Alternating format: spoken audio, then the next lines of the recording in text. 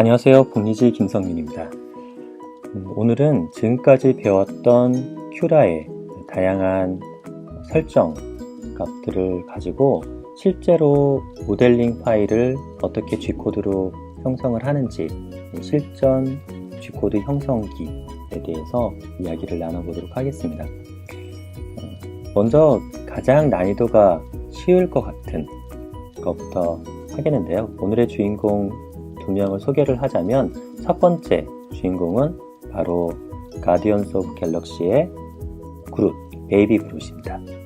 베이비 그룻을 지금 가지고 왔는데요. 굉장히 큰 베드 사이즈, 제가 220 곱하기 220의 아주 풍성이 차여있는 베이비 그룻을 확인할 수 있습니다. 이렇게 뽑게 되시면요, 지금 현재 슬라이싱이 진행되고 있는데 슬라이싱 속도가 좀 느린 걸 볼 수 있는데요. 시간은 7시간 23분. 역시 굉장히 시간이 오래 걸립니다. 생긴 거는요, 솔리드 뷰로 보면 이렇게 보입니다. 이런 걸 가지고 와서 슬라이싱을 하기 전에 가장 먼저 솔리드 뷰를 한번 보시는 것도 괜찮아요. 솔리드 뷰로 보면 밑에 빨간색 영역이 있는 것이 어느 정도 있는지를 한번 참조를 해주시면 좋습니다. 여기 턱 밑에 부분이 빨간색으로 되어 있는데 이런 부분을 오버행이라고 하죠. 자신의 프린터의 성능에 따라서 정확히 말하면 프린터에서 쿨링, 노즐 쪽에 필라멘트의 쿨링 능력에 따라서 오버행을 갖다가 이 정도면 서포터 없이도 가능한 게 있고, 반드시 서포트를 줘야지 이 형태가 무너지지 않는 것도 있습니다. 그래서 이런 부분을 보면서 내 프린터는 이 정도는 서포트가 있어야 돼, 아니면 없어도 돼, 이런 판단을 하실 수도 있습니다. 먼저 이거는 출력 시간이 상당히 길거든요. 이거를 한번 줄여보도록 하겠습니다. 이렇게 크게 뽑을 필요는 없다고 판단이 되면 저 같은 경우는 한 60%로 줘보도록 할게요. 60%로 주고 나면 슬라이서가 지난번에 한번 공유되었던 이 환경 설정에 슬라이스 오토매티컬리 라고 되어 있는데 체크가 되어 있기 때문에 알아서 변화가 있으면 자동으로 이렇게 슬라이싱을 하는 걸 볼 수 있습니다. 아까 전에 7시간 정도 걸렸던 게 지금 현재 2시간 33분, 그래서 거의 3분의 1 정도 수준으로 확 줄어들었죠. 일단 한 이 정도 적당한 것 같아요. 크기도요. 그냥 주변 사람 선물용으로 이런 거 하나 뽑아서 만날 때 주면 뭔가 좀 의미 있지 않을까 싶습니다. 이것을 제대로 설정을 하기 위해서 레이어 뷰로 보도록 할게요. 레이어 뷰로 보고 가장 먼저는 레이어 하이트를 얼마로 줄지를 결정하는데요. 저는 기본은 0.2로 하고요. 만약에 어떤 구조물, 약간 직각의 수직으로 서 있는 구조물이나 어떤 부품 파트 같은 거를 뽑을 때는 0.32 정도까지 늘려서 하고 있습니다. 그리고 피규어나 약간 정밀하게 뭔가를 뽑아야 된다라고 느낄 때는 0.1로 바꾸기도 하는데요. 이거는 그냥 제가 0.2로 뽑겠습니다. 그리고 라인 위스는 0.48. 이거는 심플리파이에서 기본 설정으로 되어 있는 거를 어느 분이 보내주신 파일 통해서 알고 저도 바꿔봤는데 괜찮더라고요. 특히 라인 위스를 조금 넓혀주면요, 출력 시간 단축에도 도움이 됩니다. 그리고 월 시크니스인데요. 월 시크니스는 지난번 고스팅에 대해서 이야기를 할 때 한번 공유 드렸던 것처럼 월 시크니스가 중요한 이유는 여기 안에 있는 인필 라인이 바깥쪽으로 어떤 형태를, 바깥쪽에 그 외벽을 형성할 때 이것에 영향을 줘서 뭐가 이상한 선이 그어져 있는 것이 바깥에서 보이지 않게 하기 위해서는 월 시크니스를 저 같은 경우는 1.2 정도로 주면 되더라고요. 1.2로 주고 탑 바텀은 그냥 0.8로 줍니다. 바텀은 크게 상관이 없을 수 있는데 탑 같은 경우는 정수리 부분이 만약에 이게 너무 낮다라고 하면 안에 있는 이 인필이 이만큼 텅텅 비어있는 이 위에다가 한 층 깔고 2층 정도, 만약에 0.4로 했으면 2층을 까는 거잖아요. 2층을 깔는 사이에 아직 여기가 제대로 덮여지지 않는 경우를 보게 됩니다. 그래서 구멍이 숭숭숭숭 뚫려 있는 이런 중간이죠. 이런 중간에 숭숭숭숭 뚫려 있는 경우를 간혹 볼 수가 있는데요. 저는 0.8로 주니까 그런 어떤 탑 부분에 구멍이 뚫려 있거나 이런 일은 아직 경험해 보지 못했습니다. 얼터네이트 익스트라 워 같은 경우는 여기는 3번 라인을 긋는데 3번이 아니라 한 층은 3번 있지만 한 층은 4번, 3번, 4번 이렇게 외벽 이 벽 두께를 갖다가 좀 보강을 하면서 쌓아 올려가는 건데요. 그렇게 되면 조금 더 단단함, 수직 방향의 어떤 결합력이 좋아진다라고 큐라 멀티메이커의 설명에 그렇게 나와 있었습니다. 저는 이걸 가끔씩 키기도 하는데 크게 차이는 못 느끼겠습니다. 호라이즌탈 익스펜션 같은 경우는 어떤 치수가 정확히 맞아야 되는 결합이나 이런 거를 할 때는 이거를 켜두긴 하는데 피규어 같은 데는 그냥 0으로 두고 하고요. ZSIM 얼라이먼트는 올라갈 때 재봉선을 어디로 할 거냐인데요. 각이 끝에가 모서리가 있는 것 같은 경우는 샤피스트 코너를 하고요. 그렇지 않은 경우는 그냥 쇼티스트로 하는 게 저는 무난하더라고요. 그리고 프린팅 온도는 200도. 제가 지난번에 템퍼리처 타워를 만들었잖아요. 근데 그 템퍼리처 타워가 230도부터 175도까지 범위를 했었는데 머티리얼 필라멘트가 특성이 좋은 건지 온도 범위가 이렇게 넓음에도 불구하고 별로 특성 차이가 보이지 않았습니다. 그래서 저는 그냥 한 중간 정도 값인 200도 정도를 놓고 쓰고자 합니다. 빌드 플레이트는 40도. 원래 이거를 아예 끄고도 그냥 상온에서는 가능한데 PLA이기 때문에. 그런데 지금 현재 바깥 베란다에다가 갖다 놨거든요. 그래서 베란다에서 출력을 할 때는 조금 수축이 발생하면서 밑에 바닥 안착이 떨어질 위험성이 있어서 40도로 올려놨습니다.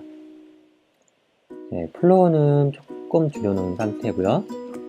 프린트 스피드는 저는 80을 기본으로 하고 있습니다. 80을 기본으로 하는데 자신의 프린터 장비에 따라서 좀 너무 많이 흔들린다. 아크릴 재질 같은 경우는 이거를 한 40 정도로 기본으로 주면 좋을 것 같고요. 저는 메탈 보강을 해서 그런지 많이 흔들림이나 이런 게 적습니다. 그래서 80까지 해도 되고 트래블 스피드는 120으로 늘렸습니다. 제가 TMC 2100으로 했을 때는 탈조 부분 때문에 60 정도로 내려서 진행하고 트래블 스피드도 역시 낮춰서 진행을 했는데 지금 다시 A4988로 바꾼 상태여서 이렇게 했고요. 야간에는 층간소음 혹시 걱정이 우려가 되고 그래서 80으로 두고 피드레이트 장비에 있는 피드레이트를 갖다가 M220이라고 하는 명령어를 가지고 약 한 42% 정도 피드레이트로 하니까 소음이 별로 발생하지 않았습니다. 실제로는 한 40 정도 되는 거겠죠. 프린트 스피드가 그렇게 되면요. 그리고 중요한 것이 이니셜 레이어 스피드입니다.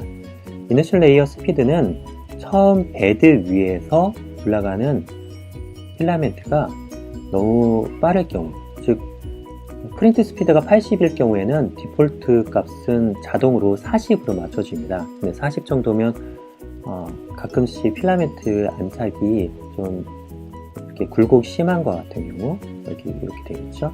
이렇게 굴곡 심한 것 같은 경우는 잘 안 돼 있을 가능성도 있습니다. 그래서 이런 경우에는 안착을 돕기 위해서 20으로 제가 낮춰 봤습니다.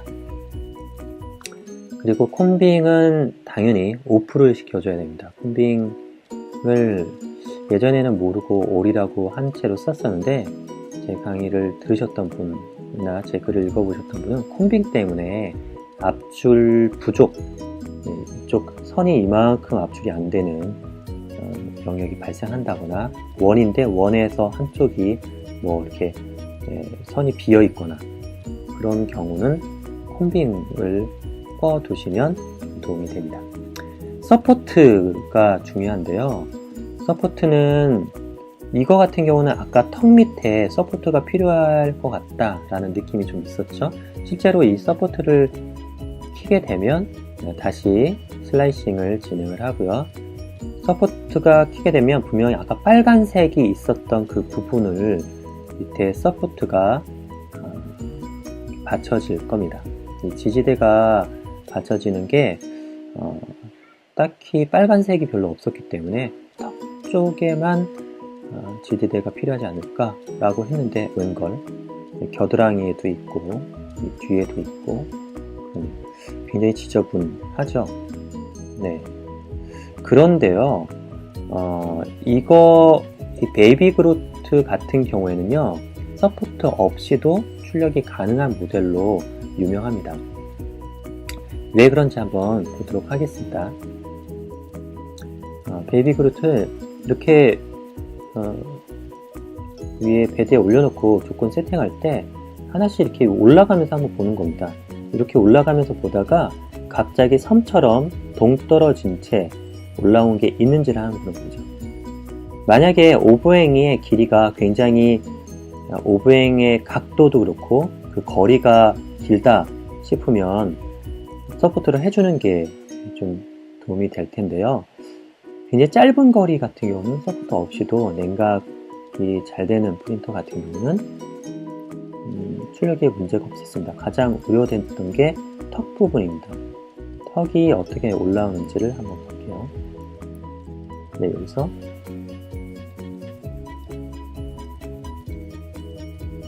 네, 턱 부분을 올리는 데 있어서도 별로 섬처럼 독립적으로 떨어져 있는 부분이 나타나지 않았습니다. 옆에로 한번 볼게요. 네, 급격하게 떨어져 있거나 이런 부분이 턱이 떨어져 있거나 하는 부분이 전혀 보이지 않고요. 밑에 레이어 위에서 그대로 올라오는 것을 볼 수가 있습니다. 이런 경우는 이 정도, 네, 이런 경우는 서포트가 없어도 괜찮습니다. 이 정도는 서포트가 없어도 괜찮고요. 제가 이 영상 뒤에 서포트가 필요한 상황을 제가 하나 예로 또 우리 헐크 형님을 가지고 공유를 드리도록 하겠습니다. 그래서 서포트는 끄고요. 그리고 빌드 어디전은 이거는 브링 같은 거를 안 하고 어디전이 만약에 이 부분이 굉장히 면적이 좁기 때문에 브림 같은 것들을 할 수도 있는데 하게 되면 손 모양 같은데 브림이 이런 지느러미처럼 이만큼 나와 있게 됩니다. 그러면 이걸 떼내는데 고생이 되겠죠. 출력 품질이 문제가 생길 것 같고요. 그래서 저는 어디전, 바닥 베드와의 어디전이 좀 잘 붙어 있기 때문에 별도로 라프트라든지 브림은 쓰지 않고 진행을 하겠습니다. 그래서 여기까지 해서 Save to File 해서 파일을 만들고 이것을 이제 본격적으로 출력을 해보도록 하겠습니다. 네, 출력이 되었고요. 베이비 그루트가 나왔습니다. 이 베이비 그루트를 보면요, 아주 잘 나왔습니다. 근데 표면이 약간 거칠거칠한 게 조금 마음에 들지 않습니다. 압출량이나 아니면 주변 온도가 너무 추운 데서 진행을 했기 때문에 그런 게 아닐까라고 의심을 하는데 이것도 나중에 한번 잡아봐야 될 것 같습니다. 그런데 그냥 이렇게 옆에서 보면요, 약간 좀 거칠거칠하지만 층간의 조밀도나 이런 거는 아주 잘 모양을 내고 있는 귀여운 베이비 그루트입니다. 손 안에 쏙 들어오는 형태이고요. 오늘은요, 베이비 그루트를 가지고 실제 제가 이런 걸 출력할 때 어떤 식으로 조건들을 세팅을 하고 변경을 하거나 하는지를 설명드렸는데요.